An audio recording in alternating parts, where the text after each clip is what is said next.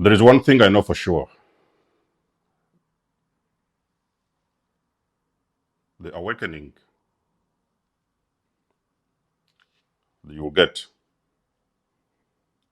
and realizing that you have been involved with a narcissistic individual for years, wife, friends, husband, brother, sister, whatever.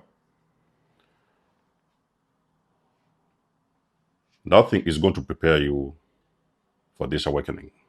So this is something that is going to be very overwhelming. You will not see this coming. So you have been in this situationship for quite a good number of years. But you have been struggling, I could say. You never knew what the problem was. You started recognizing some kind of toxic cycles with these individuals. It's like you've been rolling like a ball, going from one place to another, coming back from where you started. And you simply couldn't pick up on what was going on. And then one day, you switched on your phone and you saw Denzemos, and maybe there's some other couple of coaches, and they're talking about this character. And it feels like they're explaining your personal story. They are telling you there is a very big chance what you're going through is some form of narcissistic abuse. That rings a bell. It kind of like switches on your light bulbs. And the first thing that comes to your mind was like, yes, this man seems like he knows what he's talking about. This man is talking about your wife. This man is talking about your husband. And everything they are saying, it fits into the picture. Now you're starting to get the real confirmation. What you have been dealing with is narcissistic abuse. That is one of the most overwhelming things you will ever encounter as an empath. Like I've said, there is nothing that will ever prepare you for that awakening. Now something is running in your mind. How long has this been going on? When did it start? And what can you do? Amongst the things you're figuring out that you need to do is starting to extract yourself very slowly, quietly, from this narcissistic individual. Because you're overwhelmed, they may pick up on that energy that you have most likely caught up on them. But you're trying to stay composed. You're trying to keep it low. You're trying to pretend. That's where the empath gets into that mode of, you need to find a way out, but you need to pretend that everything is okay. You do not know what is going on. Okay, whatever they are saying, you're now listening. Now you're starting to see because your eyes are open. When they say something, you know what they mean. When they do something, you know what they mean. You're starting to add up all these puzzles. Everything fits. So now you're starting to decide that you're going to make a very quiet exit out of that situationship. You've called friends, you've called some family members, you've called people that you know, you've called somebody in the countryside. You're asking them to take you in for a while. I'm giving you guys an exit strategy when you're living a narcissist, and what exactly will you do should the time come and it's necessary for you to start speaking out. Why is it going to be you have that nudge to speak out? Something will be nudging at you to speak out because you have gone through these things for years, you know what it is. And now you're realizing that there is a lot of people around the world that are most likely in a similar situation like you. But you have awakened, they haven't. You feel like there's something you can do. There's something you can do to change their situation. There's something you can do to enlighten them. Rule number one, do not say a thing. Ladies and gentlemen, it is very important. You have got to keep your mouth shut. One of the most important things for an empath to do when you have realized that you're dealing with a narcissist, you are going to keep quiet. You will not say a thing. You will see it the way it is, and you will start moving out very slowly. In those early moments, it's very important. Should you see anybody that you suspect is going through abuse, you can support them, okay, because you understand what is happening. But don't directly tell them that they're dealing with a narcissist. That is because at that particular moment in time, they may run into a shock. And when they run into a shock, anything could happen. They could just sometimes be dealing with a malignant narcissist. They could be dealing with a psychopath. You just never know. So they may run into shock. And they are not ready at that particular point to process that information exactly the same way that they should, exactly how they should. So they may handle that situation differently. They may lash out. They may call them out. They may start panicking, doing things here and there, start grabbing things to leave, and this and that. They may run into chaos. So you can support them. Behind the scenes, you are helping them, but you're not helping them directly, where they don't actually really understand what exactly is going on. So you are approaching this situation behind the scenes. Maybe they need a place to stay for 2 days. Offer them a place to stay. Open the doors. Ladies and gentlemen, it's very important when you see somebody crying out to you for help. Leave your doors open if you're in position to do so. Give them your couch to sleep in for a couple of days, maybe 2 days. But don't be direct when you're telling them what exactly is going on, because you need to understand where they are mentally. They are in a state of shock and fear at the same time. And when you tell them directly what is going on, this thing may actually go out of hand. And they may not be able to handle it appropriately. Now, you're the person that has left the narcissist. Let's say you have figured out all these exit strategies, okay? You started silently packing a few bags. Maybe you want to run away from your parents. You want to run away from your landlord. You want to run away from your family members and stuff like that. You're quietly making an exit plan. You need to figure out how the narcissist moves. Some narcissists can leave the house and they can go away for 2 days, maybe. They may run away to the new supply for 2 days. Maybe they may go for a certain meeting, job meeting somewhere out of town and stuff like that. You need to start calculating their moves and how they are moving. The moment they have jumped into the car and left, and you can confirm they're out of the vicinity and they're gone, that is exactly when you start to make your exit plan. But still, you cannot take anything for granted. So what you really do is you call some friends, close friends and associates, and make sure that when you're departing that vicinity, they're going to help you with the moving process. Don't do it alone. Just to be on the safe side. It's very important to be on the safe side. Don't do it alone. Call somebody to help you pack a few bags. Your brother, your sister, somebody. You should have company when you're doing that. Even if the narcissist is not in the vicinity. But especially when the narcissist is in the vicinity, then you have to eventually call a team of people, 3 or 4 people, to help you move. Because when you're leaving a narcissist, one thing you need to understand is that narcissist will put up a show because they don't want you to leave. So you may see all forms of, actually, I don't even know, you may see 5 different masks at the same time. You may see them weeping. You will see them begging.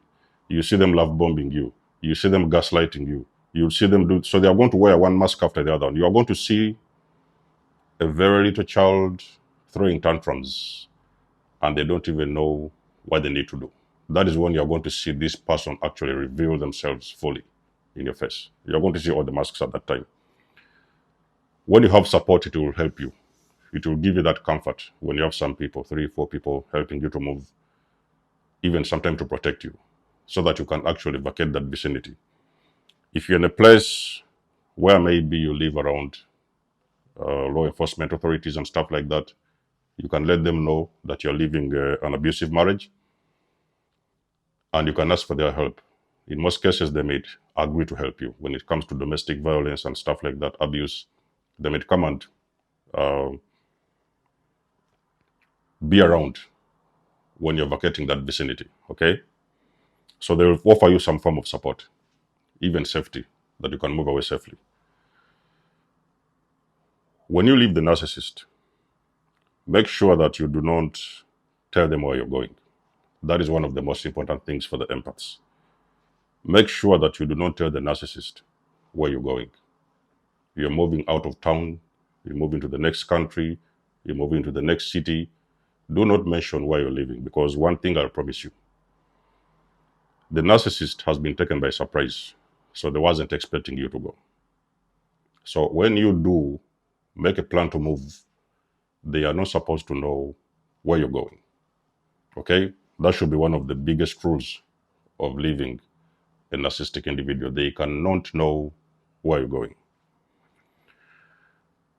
When you move to that place, wherever it is you go, in most cases, it may be necessary for you to switch up jobs.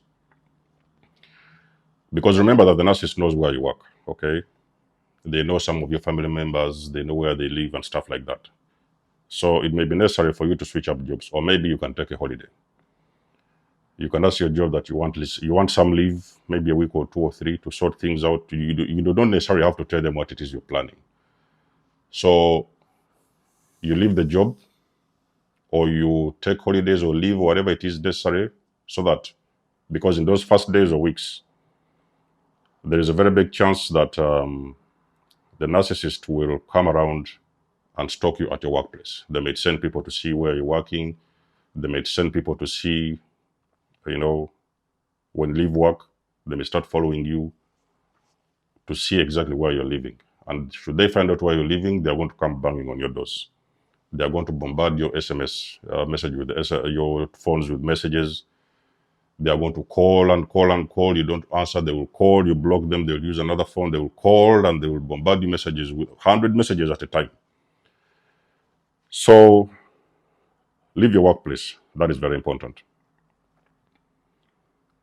Because one thing you have to understand about living narcissistic individuals, it is not going to be peaches and cream. So you need to expect some kind of a battle. It's like the final showdown. Okay? This is like the final showdown to the BS. So as you're putting in that effort, the narcissist is also putting in that effort on the other side. They don't want you to leave and they don't want you to go, because they wasn't expecting you to leave them. So blocking is also necessary. Okay, you have to block the narcissist. It's also necessary. Don't call them, don't SMS, don't do nothing. If you have got children with them, you need to make sure that you first of all take care of yourself before you can actually take care of the children. First of all, do take care of yourself. Don't communicate with the narcissist.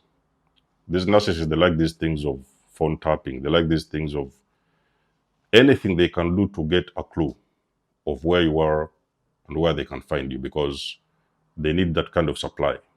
It's like you've taken away something that is very important for them, and they are in shock. They don't know how to handle themselves, and they're all over the place. Minimum contact for the people who have children with them. Yes, every now and then you can get those visitation hours or days, but in whichever way you want to see it, make sure that the narcissist doesn't know where you live. It's very important for your own safety. Because if they do know where you live, the narcissist knows in their program, in their software, in their mind, in their mind, whatever, in their mind,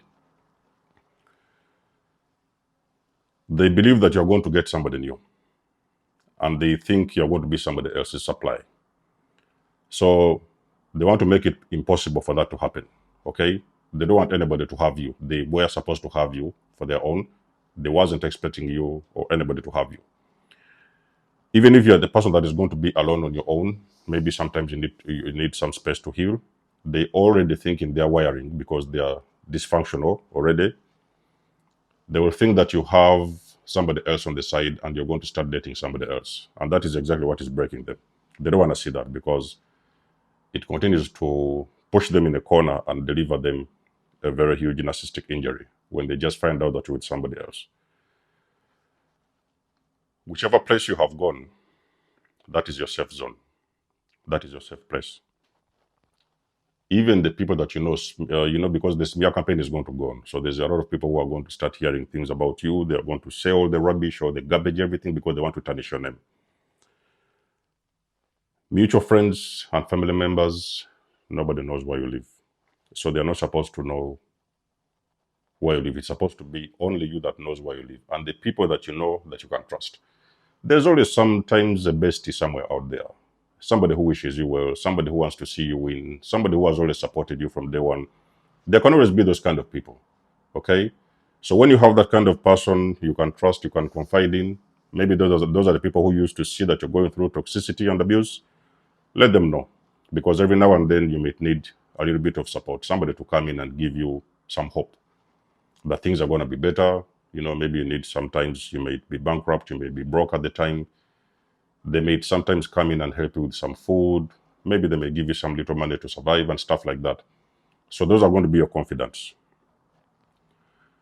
But make sure that in that process of living, rule number one, quietly, okay? Very silently. The easier you do it silently is going to be the smoother and the better for you. Number two, the narcissist doesn't know where you live.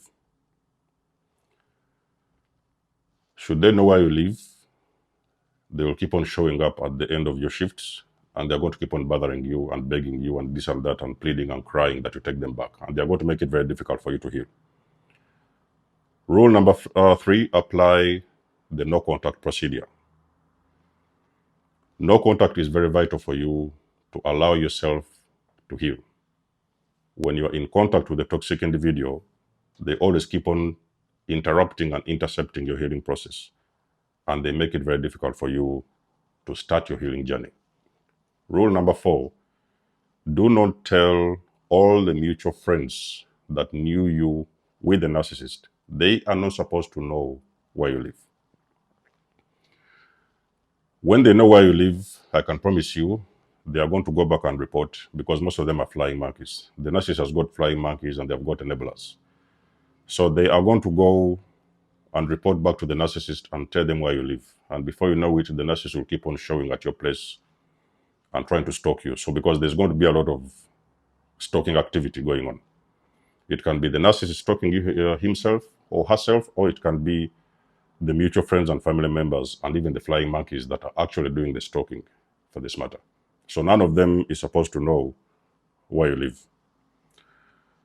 Rule number five, which is also very important, you do not immediately, you have just landed in this safe place that you call home. In most cases, it is advisable you leave your job. There is countless opportunities in the world. One day, one time, you will get another job in a different environment. If that is what you're looking for. If that is not possible, then you may have to ask for a leave. Find something, figure out something. You can even sometimes be a lie because there are sometimes when you have got to lie because you have got to protect yourself. You can tell your bosses that, listen, you're not feeling well or something with the kids or something like that so that they can actually allow you to leave that place for some time. So you leave the job or you take a leave from the job. In those 3 weeks, you can use that time when you're off to figure out where else you're going to work. Somewhere else that the narcissist doesn't know. Because one thing what you have to know, guys, about narcissists, they are very, what they normally do is they try to find out all the spots that you hang out. Where do you go to the gym? Where do you eat out in the restaurants? Which cafes are you going? So they need to know your hangout spots.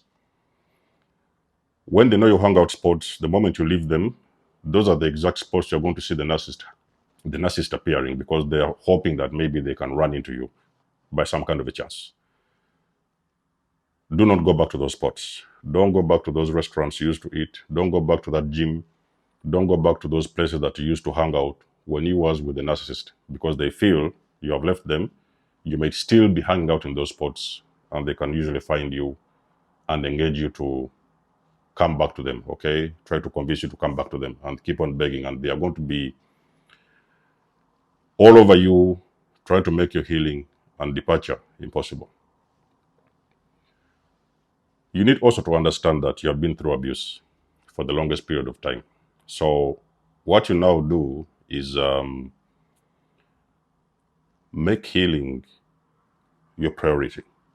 Ladies and gentlemen, I know, I've already said this is very difficult to start healing, but you have got to choose to heal. It is going to be a long road to healing and recovery, but this is a journey you are supposed to take. So you are going to prioritize your healing. I don't know what healing means for you. You can go and talk to a therapist next door, even if you're supposed to check properly what therapist you're dealing with, because there are even some therapists that they're narcissists, and sometimes they're using this therapy for supply from the victims that have been through abuse. So it's continued supply for them. But when you find a good one, not all of them, some of them can be good ones. When you find a good one, if that's what you need, me personally, like I've told you, I did not talk with any therapist at the time. I didn't trust anyone. But if you can afford, and there's a therapist in town that you know, in that new town that you know, engage, okay? Every now and then go there for some sessions and see if there's something you can do. If it's not working out and it's like you're not getting anywhere, you can change to the next one, or you can sometimes do it on your own. But anything you can do to heal, do it. Before the healing happens, in those 3 weeks or 4 weeks or a month or two, allow yourself to mourn that relationship. Because you see, when you are mourning the loss of a relationship, it is the same mourning you experience like you have actually lost somebody that you love. It is like a very big loss, a death or something like that. It is the same process you go through while you're mourning the loss of a loved one. Allow yourself and the body and the spirit to mourn, because when you're mourning, cry. I don't know what you have to do. Roll over the floor if you have to. I don't know what it is you have to do. Cry until the tears are out of your body. That is exactly what gives you the healing. You know, it's what exactly activates your healing process to happen. Because you have gone through the mourning, now you're ready to start the healing journey for yourself. I cannot tell you that you're going to be healed in 3 months, maybe 4 months, maybe a year or two. I cannot tell you this. Everybody has a different way of healing. But all I can tell you, it is going to be a work in progress. You're going to become a work in progress. You're going to be taking one day at a time. You are going to understand that you've gone through abuse. You accept that it's abuse. You understand that you don't need to go back there. And now that's when exactly you keep forward, going on with your healing process. So you allow that healing to happen. And the last rule, which is one of the most important ones, do not go on dates. Empaths, let us say this one more time. You need to repeat after me.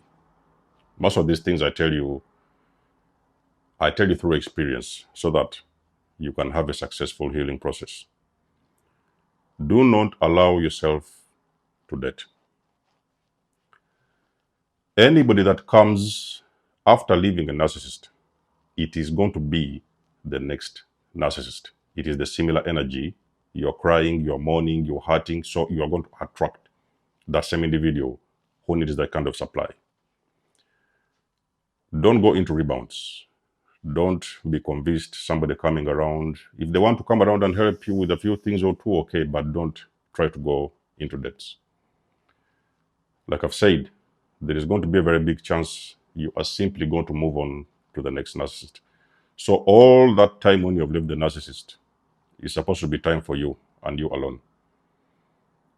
If you go into the dating process and start dating again after 2 or 3 months, you are going to go back into the same cycle and you're going to recognize that you're still attracting the same people.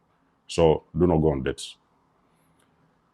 Those are the rules, ladies and gentlemen, when you have discovered a narcissist and you're intending to leave a narcissist. Those are the rules you need to follow step by step, one by one, and everything is going to work out itself at some point in time. But you're going to be the one who is going to initially put in that work. become a work in progress. Healing doesn't really have a destination. It's a journey that you have to go through to heal yourself, okay? I'm very sure that many survivors resonate with this video. Drop us a comment in the section below. Let us know what you think. You guys do know I do love and appreciate your support. Please book a session. You may donate or support my channel if you want to. Everything you need, you will find it in the description below. And until then, I'll catch you guys in my next one. There's a more signing out. Much love and blessings. Peace.